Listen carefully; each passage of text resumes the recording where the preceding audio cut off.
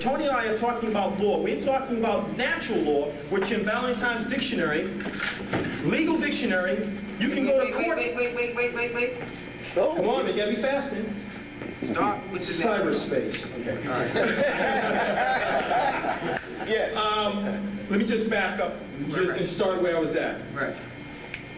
When you go to defend yourself, the way that myself and all of us up here would appear in court, depending on the type of court it is now, we're going to let you know, we just don't walk into any old type of court, because there are many courts that some of y'all walk into that aren't recognizable courts in this country. That's not us dealing with it first, that's them. Traffic court is not a recognized court of law, nor is it a court of record, nowhere in this country. And the Supreme Court didn't say that, that's just the federal government saying that. And do the federal government exercise jurisdiction over all the municipalities as well as the states? The answer is yes. Why? Because all of the states incorporated under the District of Columbia. And when they did that, the Supreme Court ruled anything that Congress and Senate creates, it has jurisdiction over. Period. Anything. So by you not filling out your address or circling your envelope tells the federal government every time that letter of yours runs through the post office that you are a subject of the federal government. Let me just, before I get to the war part, I just want to mention something. Some of y'all are aware of the patriot groups, right? Patriot movement? Yeah. Well, let me tell you where they are and what their understanding of what common law is. They're fighting for common law. Common law was something before they moved to the system of equity. Under common law, a slave was private property. Make sure you got that part straight.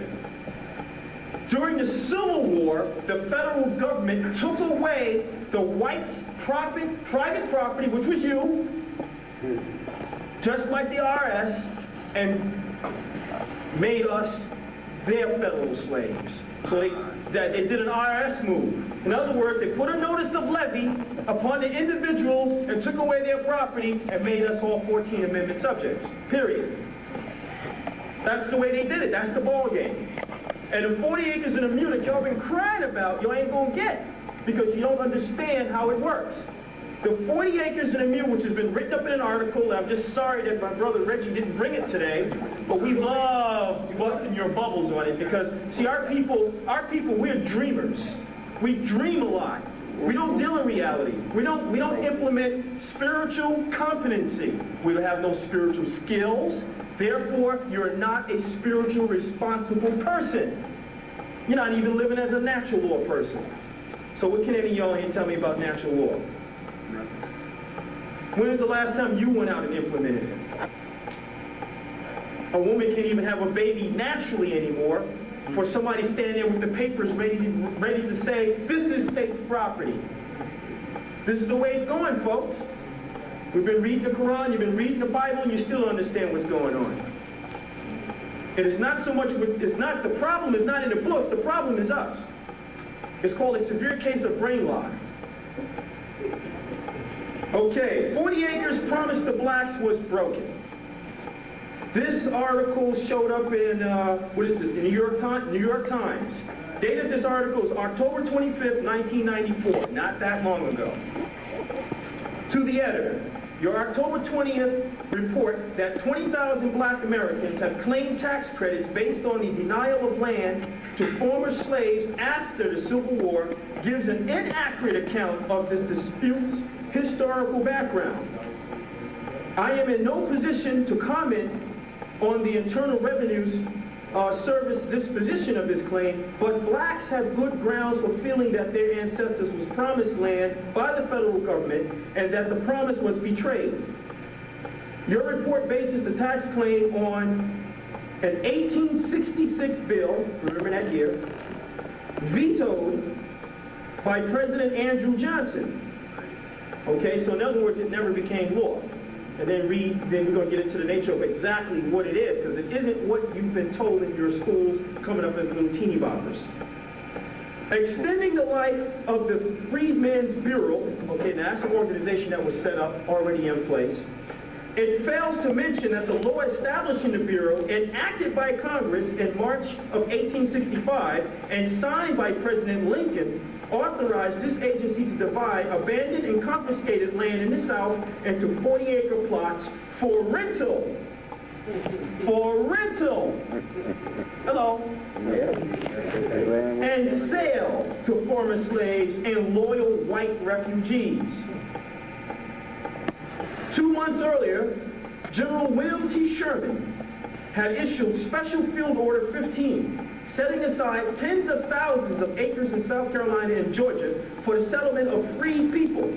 He also authorized the Army to lend the settlers mules.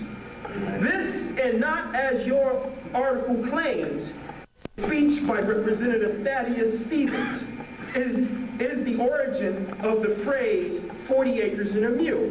Under Sherman's order and the Freedmen's Bureau Act, notice it's not law, just an act. Thousands of black families were settled on federal government-held land. And in 1865, then President Johnson ordered the land returned to its former owners, and the black families were required to sign labor contracts. Hello. Those who resisted were forcibly evicted, sometimes by the same federal soldiers who had emancipated them in the first place. Among African Americans, the memory of this injustice remained alive well in this country. And this article here was, the editor is Eric Farner, professor of history, Columbia University. October 20th, 1994. That's the article of this. New York Times. Well, that's just the start. Now, let me move on to another issue. You notice that amongst our group they use terms, let me just back up for a second. We are the joke of the court. Want to know why? Because you don't understand legal terminologies. And I don't mean getting into courtroom procedures and proceedings. You're going to find out in a second. They use the term illegitimate child or children, and you don't quite understand what's going on with that. So I'm going to go to the legal dictionary, and I'm going to read to you what it means and why your children of color can't get any support. Because according to the court, they're not entitled to it. You're going to find out why first. First of all, you must recognize that this country is under the Roman civil law. Okay? That's number one first. Roman civil law, enacted in 1854 in Philadelphia.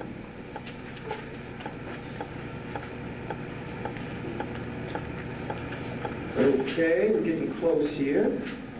Just bear with me just a second. No hurry. I ain't going